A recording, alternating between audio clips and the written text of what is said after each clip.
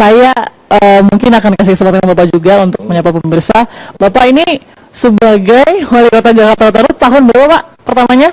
Kalau sekarang mantan. Iya, mantan. Kalau jadi wali kota mulai 2 Januari 2015 2 Januari 2015 sampai dengan 25 April 2016. Ya kurang lebih 1 tahun 3 bulan kurang lebih lah. 1 tahun 3 bulan ya Pak. Awal mulai jadi wali kota itu gimana Pak? Tiba-tiba jadi wali kota administratif ditunjuk sampai ditunjuk, perjalanan singkatnya itu seperti apa? Ya sebelumnya saya wakil wali kota Jakarta Pusat. Betul. Dan juga merangkap PLT Wali Kota Jakarta Pusat, karena Pak Saifullah Wali Kota Jakarta Pusat naik menjadi sekretaris daerah Provinsi DKI Jakarta. Nah, sebelum di Jakarta Pusat, saya di Jakarta Selatan juga sebagai wakil Wali Kota Jakarta Selatan. Sebelum wakil Wali Jakarta Selatan, saya sekretaris kota Jakarta Barat. Perjalanan karirnya sudah di situ ya Pak ya? Ya begitulah, saya mulai dari kelurahan paling bawah sekali. Betul.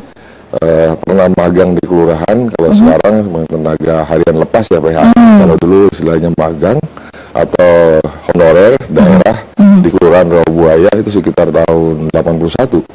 Dari tenaga PHL langsung naik tangga terus ya, yang tidak mudah pasti ya Pak ya? Ya. Sampai menjadi wali kota Jakarta Utara. Amin, alhamdulillah luar biasa sekali itu. Itu perjalanan berapa tahun Pak?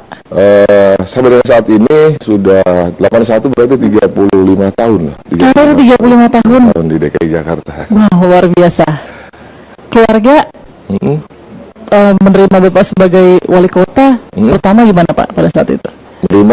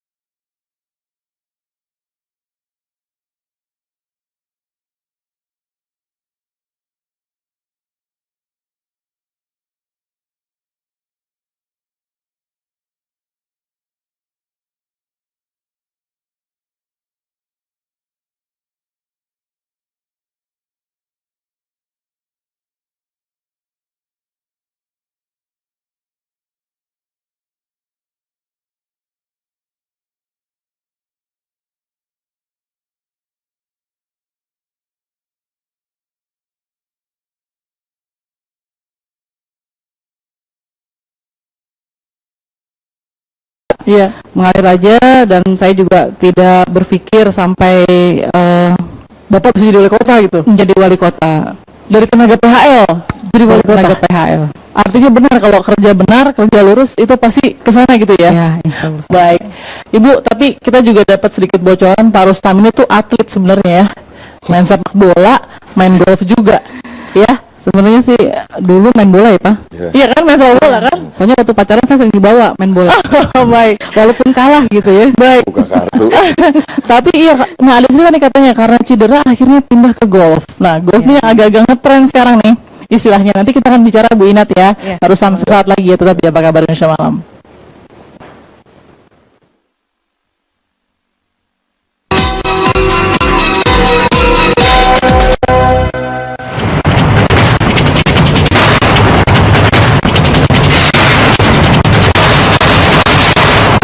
Sekali pernyataan Pak Gubernur yang saya simpulkan bahwa Pak Gubernur berpendapat kinerja saya masih jelek, kurang maksimal, belum memuaskan. Merasa nggak cocok, ya sudah saya pikir nggak apa-apa, itu juga bisa lah.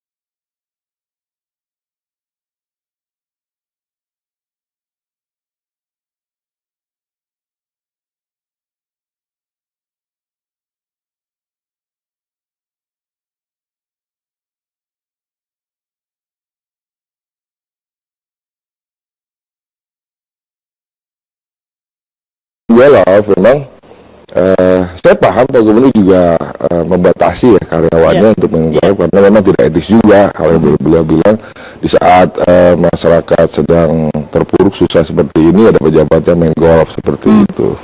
Cuma lagi-lagi memang saya perlu olahraga dan juga di golf itu ada rekreasi dan olahraga gitu. Dan dengan posisi dengan usia saya seperti ini barangkali ya olahraga ini yang bisa saya jalankan gitu. Dan saya minta izin ke Pak Gubernur. Oke sih Pak Gubernur juga menyatakan boleh main golf. Saya minta izin dalam 1 bulan ya 2 kali lah, artinya 2 minggu sekali main golf gitu. Dan sudah dibahas, dirapim juga, dipersilakan saja asal prestasi kerja saya bagus. Gitu. Oke, nah Ibu mengetahui Pak Rustam main golf sebenarnya merestui, mendukung atau gimana Bu? Takut Ya, merestui ya? Merestui aja, kan untuk olahraga ya Mbak ya? Agar tetap bugar ya Bu ya, oke. Nah Pak, berarti setuju nggak sih kalau dibilang ada geng golf nih sama Pak Ahok waktu itu? Kalau geng golf itu ya bukan dari saya kan pernyataan itu. Saya juga tidak mengerti apakah pas waktu Bapak mendengar Pak Gubernur mengatakannya ada geng golf nih. Kalau dulu ya, sekitar 10 tahun yang lalu ada namanya paguyuban golf pegawai Pemda DKI Jakarta dan itu sudah hampir habis lah, tinggal beberapa orang saja yang main dan saya tidak pernah menggabung lagi dengan pejabat-pejabat lain untuk main golf bersama karena saya punya kawan di luar yang sama-sama hobi karena sudah sekian lama sering bermain bersama.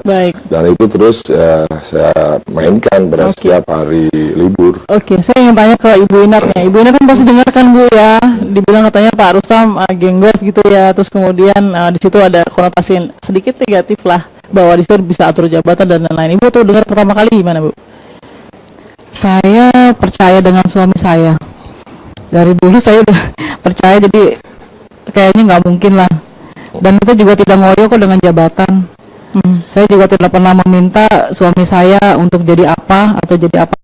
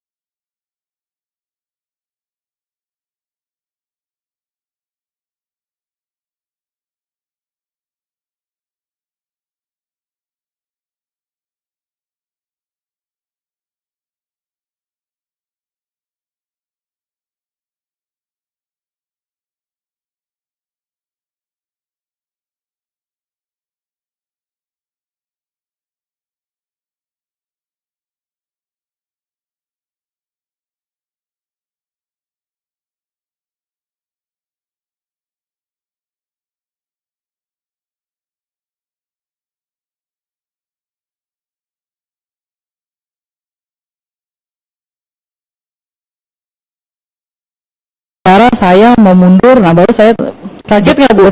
Kaget nggak Bu? Ya sedikit lah ya. Oke, sedikit kaget, tapi saya bilang kalau mau mundur ya istighfar dulu lah, sholat dulu pertama, terus kedua kita rembukan dengan keluarga, ya. Terus Bapak juga izin dengan ibunya, terus dengan anak-anak. Alhamdulillah anak-anak juga kita hanya rapat 10 menit, anak-anak langsung bilang di mana papa nyamannya. Nah, ya udah, papa nyamannya papa mundur. Udah kita akhirnya kita sepakat, kita dukung papanya mundur.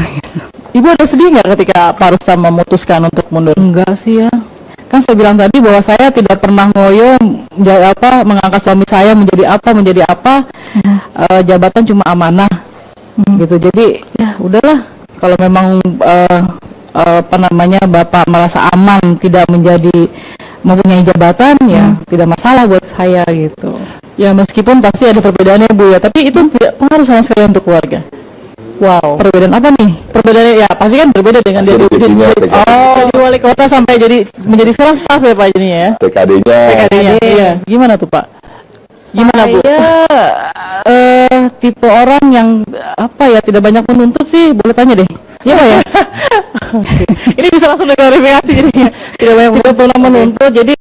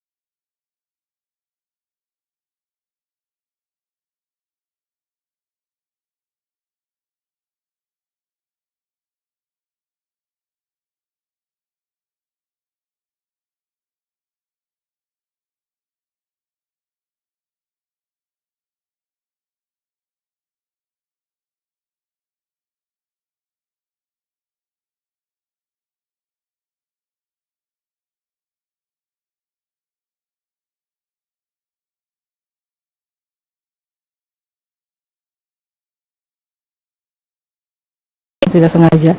Dan beliau juga merespon dengan baik kok. Mohon maaf, terima kasih, dan sukses ya untuk semuanya. Begitu ya pesan Ibu ya kepada Ibu Veronica ya. Iya, salah satunya itulah. Oke, dan respon teman-teman? Ada yang kaget juga, ada yang nggak tahu juga saat itu. Oke, ini apa nih urusannya nih gitu. Oh, udah ada yang ada gitu kan, saya bilang ya saya jelaskan gitu. Akhirnya mereka ya saya sukses lah gitu. Baik, tapi salut juga kepada ibu dan keluarga ya, ketiga anak yang juga putra putri yang langsung rapat 10 menit cukup ya Pak ya. Lalu kemudian memutuskan mendukung Bapak yang ingin mengundurkan diri ya. Itu hari Minggu malam. Hari Minggu malam. Baik, kita akan sama lagi Pak Rusam, karena ceritanya Pak Rusam nggak sampai di soal geng golf, nggak sampai di soal mundur. Ada lagi nih Bu, katanya jadi sohibnya Pak Yusril, Prof. Yusril Izzamahendra. Kalau saya nggak pernah melihat ya. Oke. Gimana tuh Pak? Nanti kita cerita ke pemirsa ya, sesaat lagi tetap di Apa Kabar Indonesia Malam.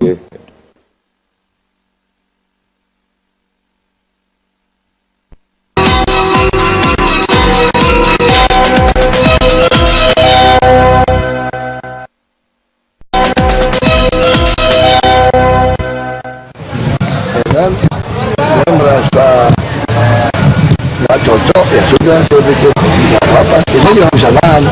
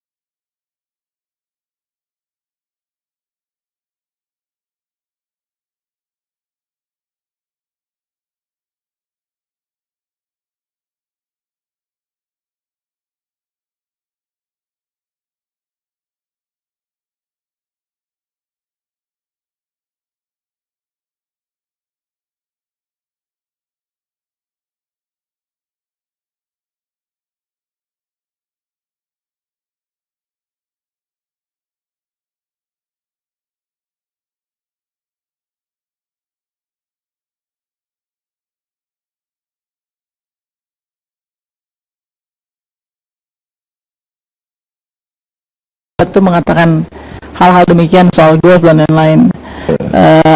Bagi Bapak seperti apa?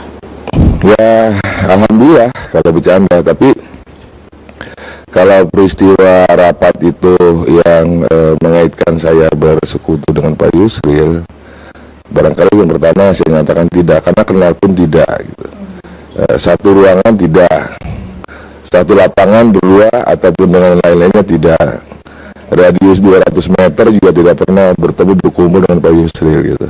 Saya hormati Pak Yusril, ahli hukum ya, tetapi ya saya tidak pernah kenal, bertemu juga tidak gitu. Ya kalau soal bercanda, barangkali justru ini jadi persoalan buat saya. Kan semua orang yang ada di ruangan itu mentertawakan kan, mentertawakan candanya. Pada saat rapat juga ada rapat, di rapat. Nah kemudian itu disiarkan kan di media semua. Pada jam 5 itu disiarkan di media itu. Kalau bercanda berarti saya diolok-olok dong. Jangan diolok-olok lah gitu. Jadi secara psikologis itu agak mengganggu Pak Rustam. Karena awalnya kan memang Pak Guru juga marah sama saya gara-gara banjir yang saya bilang rob gitu.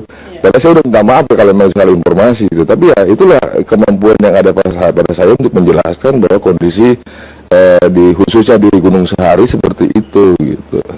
Saya mengatakan bahwa memang pompa sih hidup, saya bilang, cuma tidak efektif karena yang dipompa pun air laut juga kan tinggi gitu.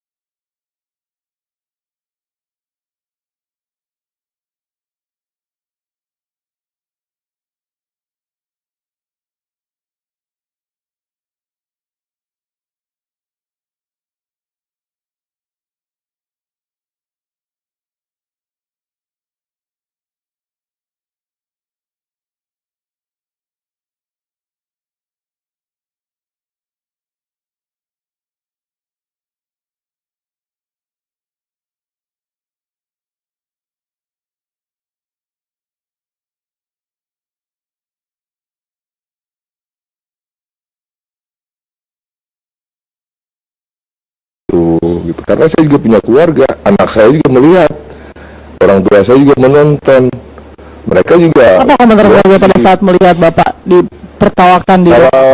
Anak saya kan memang rata-rata kan tidak mau peduli apa yang dilakukan oleh saya gitu. Istri saya cuma nanya, nonton juga nanya kenapa saya begitu Pak gitu. Termasuk kawan-kawan sih nelfon, Bang biasanya nggak gitu, kenapa kayak gitu? Ya saya diam saja gitu. Orang tua saya juga terus kenapa gitu, kok saya begitu, tahu kamu melawan? Enggak mah, saya memang saya tidak melawan, tapi memang ya itu kondisi seperti itu. Terus kenapa nggak memberikan penjelasan gitu? Ya sudah saya memberikan penjelasan, tapi ya akhirnya seperti itu.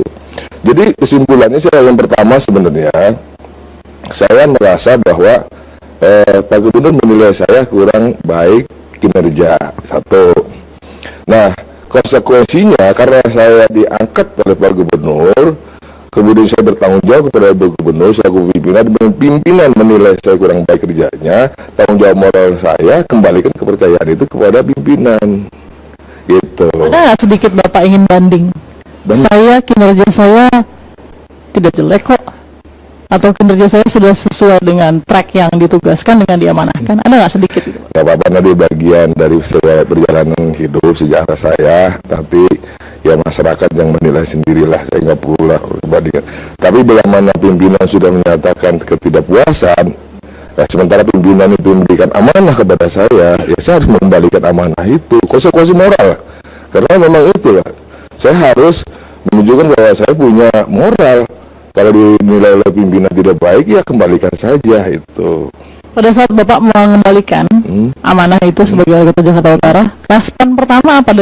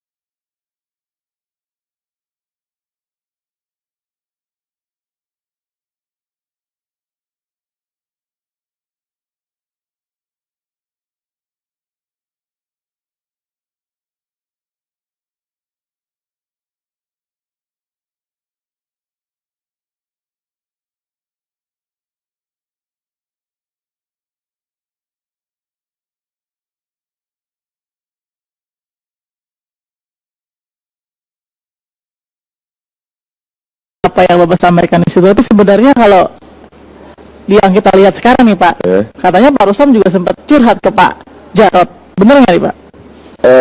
Saya tidak secara khusus ya, barangkali tidak secara khusus untuk curhat Pak Jarod. Cuma kan memang Pak Jarod sering ketemu saya pada saat pelaksanaan tugas ya. Pak Jarod sering juga ke Jakarta Utara gitu. Nah ya, Pak Jarod menanyakan tentang rencana penertiban itu. Ya, awalnya. Okay. Nah menurut saya Pak, ini harus hati-hati terutama di Pasar Ikan karena kondisinya berbeda dengan di Kalijodo. Kalau Kalijodo karena dukungan luar biasa, tapi Pasar Ikan penolakannya juga luar biasa, sebaliknya. Makanya saya bilang hati-hati. Itu saja yang saya curhatnya ke Pak Jarod gitu. Jadi lebih kepada pekerjaan pada satu sama Pak Jarod ya. Nah, tapi kalau yang di Facebook Pak, nanti kita bisa lihat bareng-bareng nih kalau bisa ya. Tapi sesaat lagi Pak ya, saya ingin dengar maksud Bapak apa sih curhat di Facebook. Sesaat lagi ya Pak, tetap bersama kami. Itu kata Pak Wagub, Pak Jarod yang mengatakan kinerjanya baik. Pak Rustam? Ya Alhamdulillah. Kalau Pak Wagub menyatakan saya baik, tapi saya kembalikan sajalah. Karena saya tidak berhak menilai diri saya pada orang lain. Yang penting saya sudah berupaya secara maksimal melaksanakan petugas yang dibebankan kepada saya. Kalau ada pimpinan, Pak Wagub, kemudian yang lainnya, termasuk masyarakat menilai, Alhamdulillah, bagian dari catatan hidup saya, Alhamdulillah. Koreksi Pak Rustam sendiri atas kinerja Bapak apa Pak? Pada saat itu kalau bisa, kalau saya bisa lebih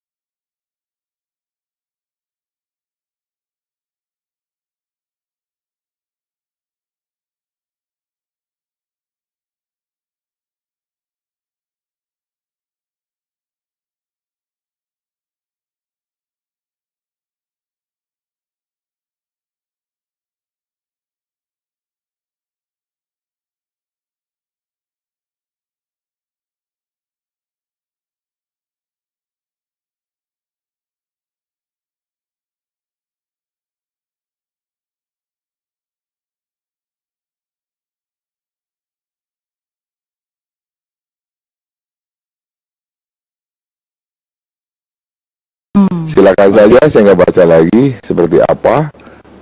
Ya, saya lempar begitu saja gitu. Dan itu belum saya putuskan untuk mundur, tapi saya lihat perkembangan terus berita, kemudian dia komen-komen itu kayaknya, ini kayaknya memang sudah nggak kondusif. Saya juga kayaknya memang sudah tidak bagus lagi kerja. Ya sudah, saya putuskan saja, saya mundur. Itu putusannya itu pada hari Minggu pagi lah. Karena saya malam juga sempat sholat istihara, karena di Sabtu kan curhat tuh, ada curhat di Facebook. Malam saya sholat istihara, paginya oke, kayaknya saya harus mundur. Jadi dalam 1 tahun menjabat, pertama kali dievaluasi, dalam rapat, dan Bapak langsung mundur. Sebenarnya kalau evaluasi sudah beberapa kali. Bukan, kalau dievaluasi secara khusus barangkali dan tidak disiarkan dan juga tidak diberitakan, katakan dicanda-canda seperti itu, oke-oke saja. Tapi kalau disiarkan seperti itu, saya lagi-lagi bahwa saya bukan sendiri hidup, ada istri saya, ada anak saya yang melihat, ada orang tua saya, ada saudara-saudara saya, ada adik saya yang membaca itu. Saya pikir, sudahlah, kalau begitu. Baik. Sesaat lagi Pak Rustam, kita akan dengarkan. Tadi Bapak kan bilang saya sebenarnya masih punya banyak cita-cita untuk Jakarta Utara. Penggusuran sementara ini terjadi di beberapa tempat kan. Penertiban, relokasi juga terjadi di beberapa tempat. Saya ingin dengar dari Pak Rustam seperti apa yang diharapkan nanti kepada penggantinya akan seperti apa. Sesaat lagi tetap bersama Apa Kabar Indonesia Malam.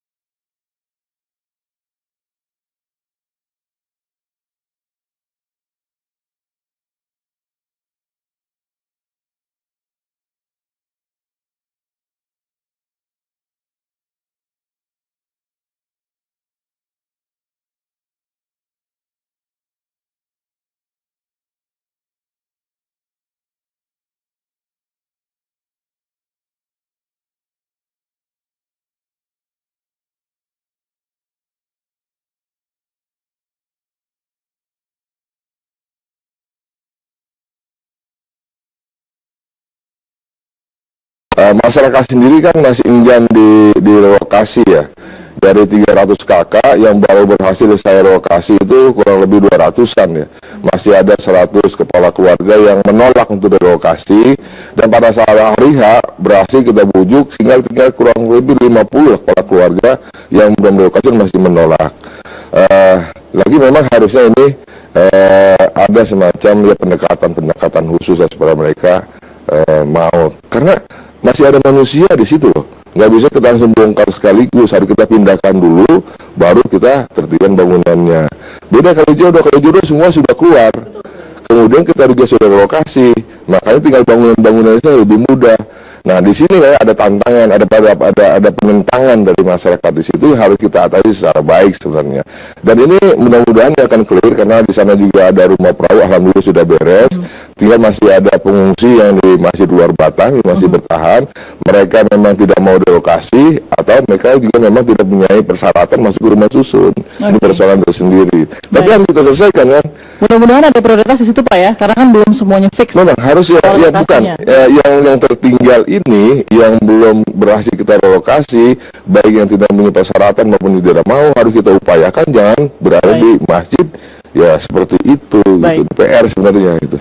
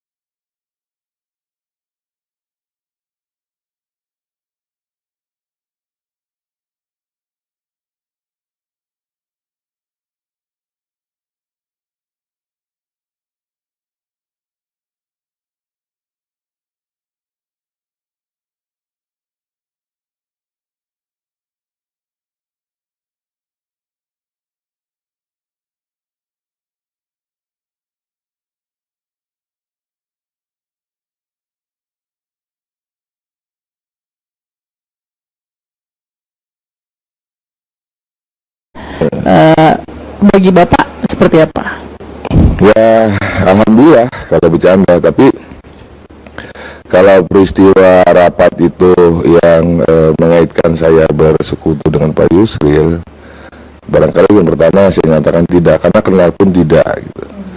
Satu ruangan tidak, satu lapangan berdua ataupun dengan lain-lainnya tidak, radius 200 meter juga tidak pernah bertemu berkumpul dengan Pak Yusril gitu.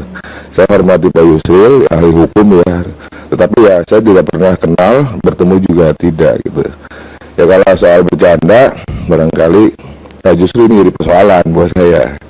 Kan semua orang yang ada di ruangan itu mentertawakan kan, mentertawakan candanya. Pada saat rapat juga ada rapat, di rapat dan rapat. Dan kemudian itu disiarkan kan di media semua. Pada jam 5 itu disiarkan di media itu. Kalau bercanda berarti saya diolok-olok dong. Jangan diolok-olok lah. Gitu. Jadi secara psikologis itu agak mengganggu Pak Rustam. Karena awalnya kan memang Pak Guru juga marah sama saya gara-gara banjir yang saya bilang rob gitu. Tapi saya udah minta maaf ya kalau memang salah informasi gitu. Tapi ya itulah kemampuan yang ada pada saya untuk menjelaskan bahwa kondisi khususnya di Gunung Sahari seperti itu gitu. Saya mengatakan bahwa memang pompa sih hidup, saya bilang, cuma tidak efektif karena yang dipompa pun air laut juga kan tinggi gitu.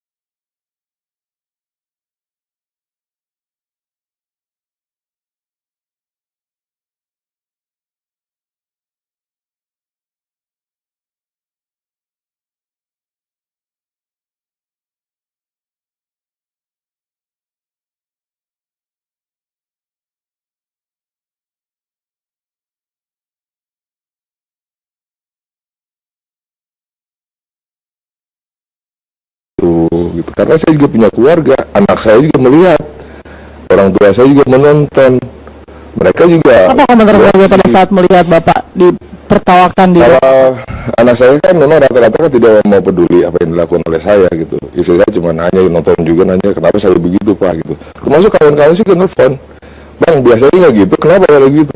Ya saya diam saja gitu. Orang tua saya juga terus kenapa gitu, kok selalu begitu, aku kamu melawan, enggak mah, saya mama, saya tidak melawan, tapi memang ya itu kondisi seperti itu. Terus kenapa nggak memberikan penjelasan gitu? Ya sudah saya memberikan penjelasan, tapi ya akhirnya seperti itu. Jadi kesimpulannya saya yang pertama sebenarnya saya merasa bahwa Pak Gubernur menilai saya kurang baik kinerja, satu. Nah, konsekuensinya karena saya diangkat oleh Pak Gubernur, kemudian saya bertanggung jawab kepada Pak Gubernur selaku pimpinan menilai saya kurang baik kerjanya, tanggung jawab moral saya kembalikan kepercayaan itu kepada pimpinan gitu. Ada nggak sedikit Bapak ingin banding? Saya kinerja saya tidak jelek kok, atau kinerja saya sudah sesuai dengan track yang ditugaskan dengan diamanahkan? Ada nggak sedikit itu? Gak apa-apa, nanti bagian dari perjalanan hidup sejarah saya, nanti ya masyarakat yang menilai sendirilah, saya nggak perlu lah bandingkan. Tapi bila mana pimpinan sudah menyatakan ketidakpuasan, ya sementara pimpinan itu memberikan amanah kepada saya, ya saya harus mengembalikan amanah itu, konsekuensi moral lah. Karena memang itulah, saya harus menunjukkan bahwa saya punya moral. Kalau dinilai oleh pimpinan tidak baik, ya kembalikan saja itu. Pada saat Bapak mengembalikan amanah itu sebagai Wali Kota Jakarta Utara, respon pertama apa?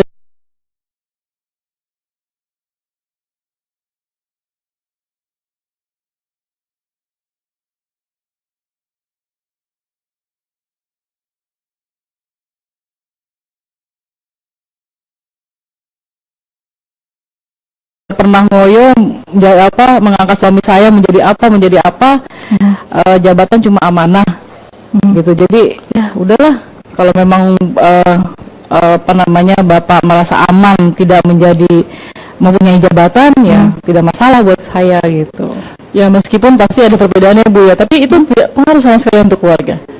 Wow, perbedaan apa nih? Perbedaannya ya pasti kan berbeda dengan jadi wali kota sampai menjadi sekarang staf ya Pak ini ya. TKD-nya. Iya. Gimana tuh Pak?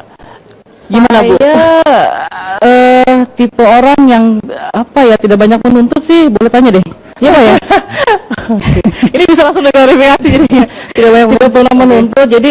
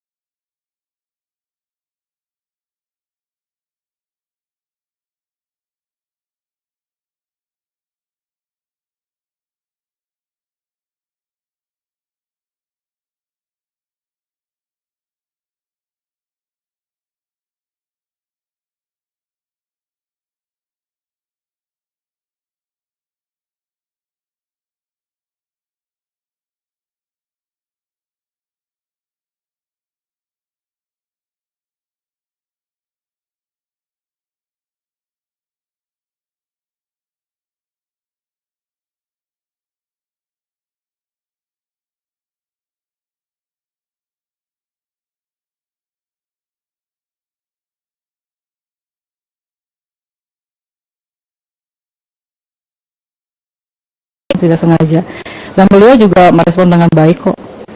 Mohon maaf, terima kasih, dan sukses ya untuk semuanya. Begitu ya pesan Ibu ya kepada Ibu Veronica ya. Iya, salah satunya itulah. Oke, dan respon teman-teman?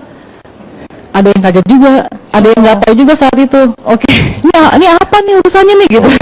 Oh, udah ada yang ada gitu kan, saya bilang ya saya jelaskan gitu. Akhirnya mereka ya saya sukses lah gitu. Baik, tapi salut juga kepada Ibu dan keluarga ya, ketiga anak yang juga putra putri yang langsung rapat 10 menit cukup ya Pak ya. Lalu kemudian memutuskan mendukung Bapak yang ingin mengundurkan diri ya. Itu hari Minggu malam. Hari Minggu malam. Baik, kita akan sama lagi Pak Rusam, karena ceritanya Pak Rusam nggak sampai di soal geng golf, nggak sampai di soal mundur. Ada lagi nih Bu, katanya jadi sohibnya Pak Yusril, Prof. Yusril Iza Mahendra. Kalau saya nggak pernah melihat ya. Gimana tuh Pak? Nanti kita cerita ke pemirsa ya, sesaat lagi tetap di Apa Kabar Indonesia Malam.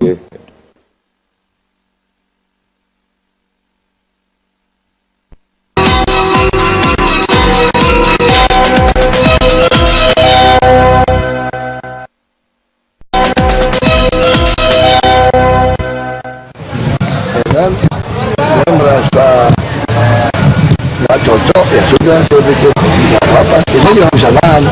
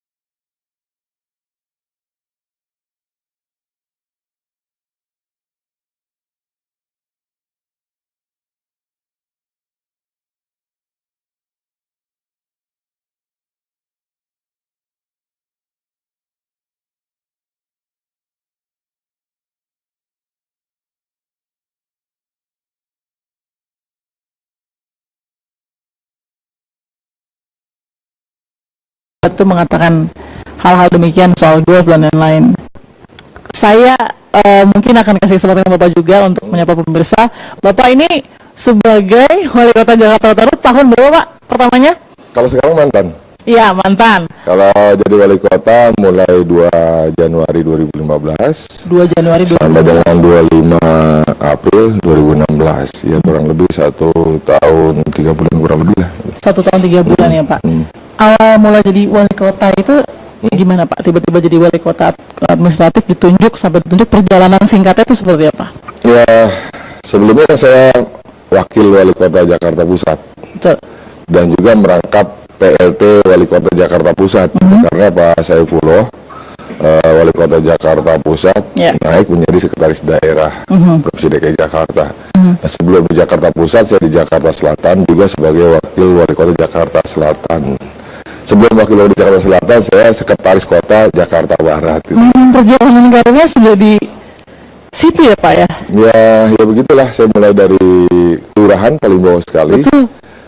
Pernah magang di kelurahan, kalau sekarang tenaga harian lepas ya PHK. Kalau dulu istilahnya magang atau honorer daerah di kelurahan Rawabuaya itu sekitar tahun 81. Dari tenaga PHL langsung naik tangga terus ya, yang tidak mudah pasti ya Pak ya? Ya. Sampai menjadi wali kota Jakarta Utara. Amin, alhamdulillah luar biasa sekali itu. Itu perjalanan berapa tahun Pak? Sampai dengan saat ini sudah 81 berarti 35 tahun lah. 35 tahun di DKI Jakarta. Wah, luar biasa. Keluarga menerima Bapak sebagai wali kota pertama gimana Pak pada saat itu? Menerima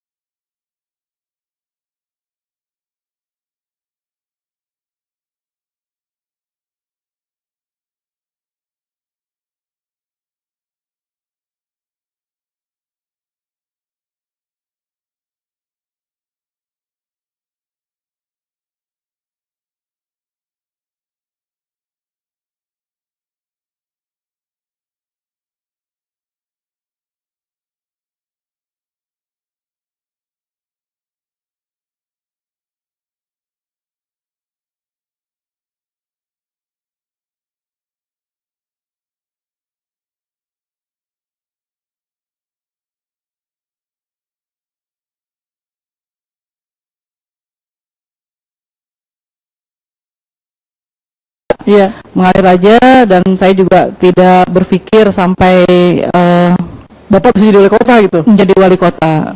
Dari tenaga PHL jadi wali kota. Tenaga PHL. Artinya benar, kalau kerja benar, kerja lurus itu pasti ke sana gitu ya. Iya, insya Allah. Baik. Ibu, tapi kita juga dapat sedikit bocoran Pak Rustam ini tuh atlet sebenarnya ya. Main sepak bola, main golf juga. Ya, sebenarnya sih dulu main bola ya, Pak. Iya kan, main sepak bola kan? Soalnya waktu pacaran saya sering dibawa main bola. Baik. Walaupun kalah gitu ya. Baik. Buka kartu. Tapi iya, nah Alisri kan nih katanya karena cedera akhirnya pindah ke golf. Nah, golf ini agak-agak ngetren sekarang nih istilahnya. Nanti kita akan bicara Bu Inat ya. Harus sama sesaat lagi ya, tetap di Apa Kabar Indonesia Malam.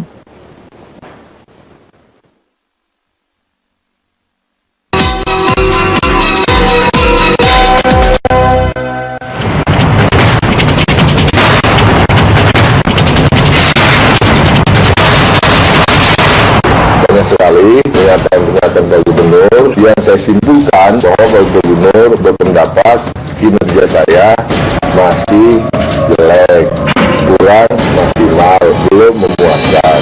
Merasa nggak cocok, ya sudah saya pikir nggak apa-apa, itu juga nggak bisa tahan.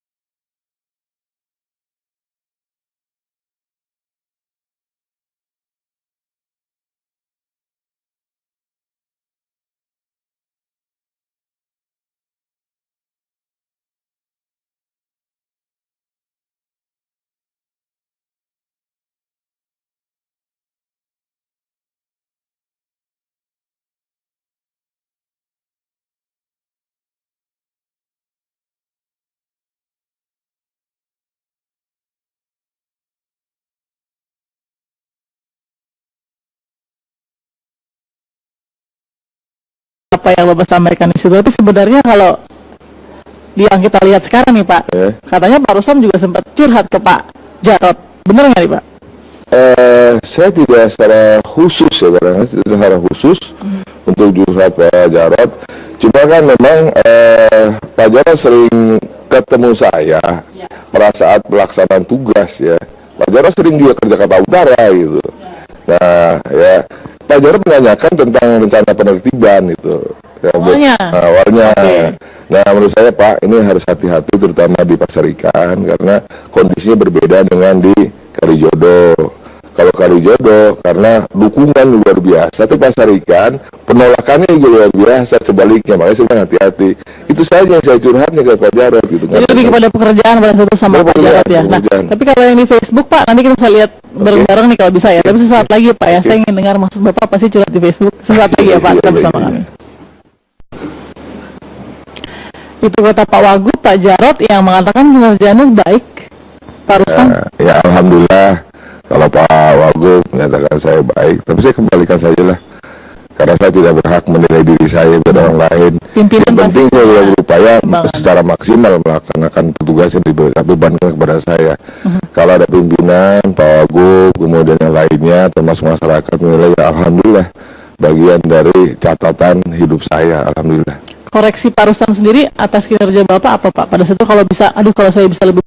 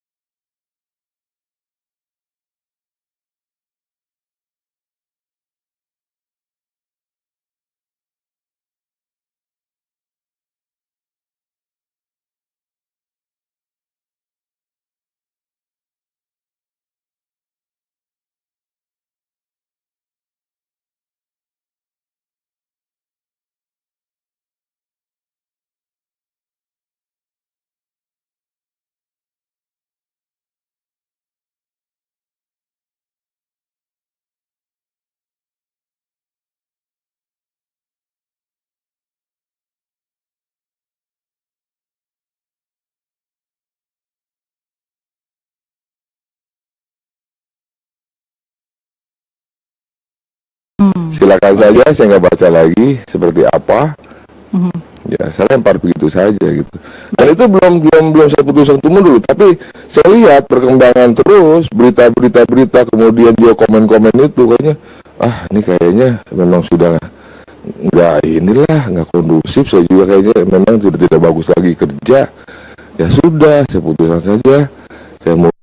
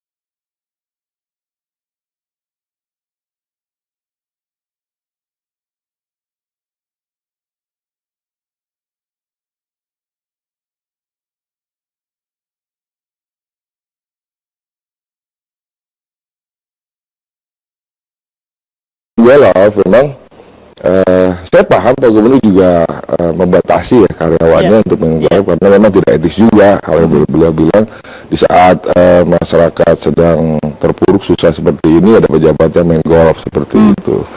Cuma lagi-lagi memang saya perlu olahraga dan juga di golf itu ada rekreasi loh. Rekreasi dan olahraga gitu. Dan dengan posisi dengan usia saya seperti ini, barangkali ya olahraga ini yang bisa saya jalankan gitu. Dan saya minta izin ke Pak Gubernur. Oke sih, Pak Gubernur juga menyatakan boleh main golf. Saya minta izin dalam 1 bulan ya 2 kali lah, artinya 2 minggu sekali main golf gitu. Dan sudah dibahas, dirapim juga, dipersilakan saja asal prestasi kerja saya bagus. Gitu. Oke, nah Ibu mengetahui Pak Rustam main golf sebenarnya merestui, mendukung atau gimana Bu? Takut Ya, berarti. merestui. Merestui ya? Merestui aja kan untuk olahraga ya Mbak ya. Agar tetap bugar ya Bu ya. Oke. Nah Pak, berarti setuju nggak sih kalau dibilang ada geng golf nih sama Pak Ahok waktu itu? Kalau geng golf itu ya bukan dari saya kan pernyataan itu. Saya juga tidak mengerti Pas apakah waktu Bapak mendengar Pak Gubernur mengatakannya ada geng golf nih. kalau dulu ya sekitar 10 tahun yang lalu ada namanya paguyuban golf pegawai Pemda DKI Jakarta, dan itu sudah hampir habis lah, tinggal beberapa orang saja yang main, dan saya tidak pernah menggabung lagi dengan pejabat-pejabat lain untuk main golf bersama. Karena saya punya kawan di luar yang sama-sama hobi, karena sudah sekian lama sering bermain bersama. Baik. Dan itu terus saya mainkan pada setiap hari libur. Oke, saya ingin tanya ke Ibu Inatnya. Ibu Inat kan pasti dengarkan Bu ya, dibilang katanya Pak Rustam geng golf gitu ya, terus kemudian di situ ada konotasi sedikit negatif lah, bahwa di situ bisa atur jabatan dan lain-lain. Ibu tuh dengar pertama kali gimana Bu? Saya percaya dengan suami saya. Dari dulu saya udah percaya, jadi kayaknya nggak mungkin lah. Dan kita juga tidak ngoyo kok dengan jabatan. Saya juga tidak pernah meminta suami saya untuk jadi apa atau jadi apa.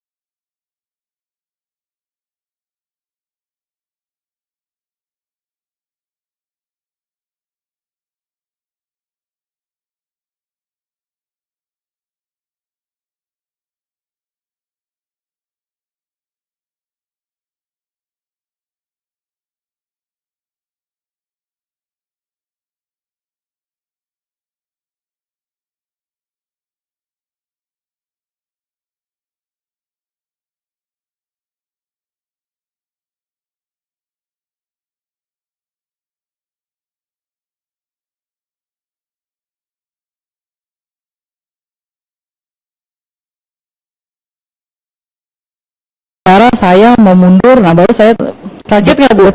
Kaget nggak Bu? Ya sedikit lah ya. Oke, sedikit kaget, tapi saya bilang kalau mau mundur ya istighfar dulu lah, sholat dulu pertama, terus kedua kita rembukan dengan keluarga.